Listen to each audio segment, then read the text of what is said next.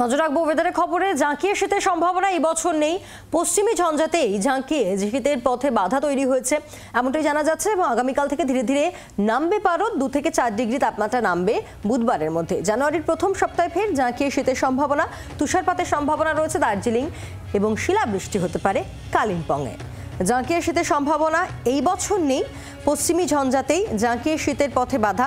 আগামীকাল থেকে ধীরে ধীরে নামবে পারদ। 2 থেকে 4 ডিগ্রি তাপমাত্রা নামবে বুধবারের মধ্যে। কথা বলবো, অয়ন ঘোষাল রয়েছেন টেলিফোনের প্রতিনিধি। অয়ন, তাহলে এবছর শেষ হতে হাতে গোনা কয়েকটা দিন রয়েছে, সেক্ষেত্রে এখন আপাতত সেই জাঁকিয়ে ঠান্ডা পড়ার সম্ভাবনা নেই, তবে হ্যাঁ কিঞ্চিত কি একটা আশার আলো দেখা যাচ্ছে যে নতুন বছরের শুরুর দিকে জাঁকিয়ে ঠান্ডা পড়লেও পড়তে পারে?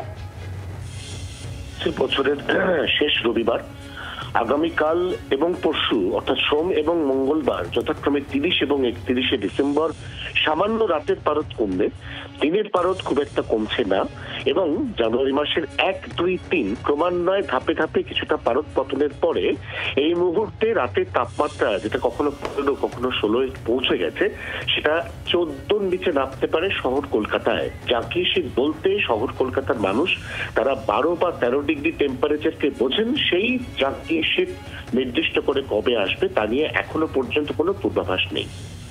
ধন্যবাদ। বাংলার আওয়াজ, বাঙালির আবেগ, জি 24 ঘন্টা।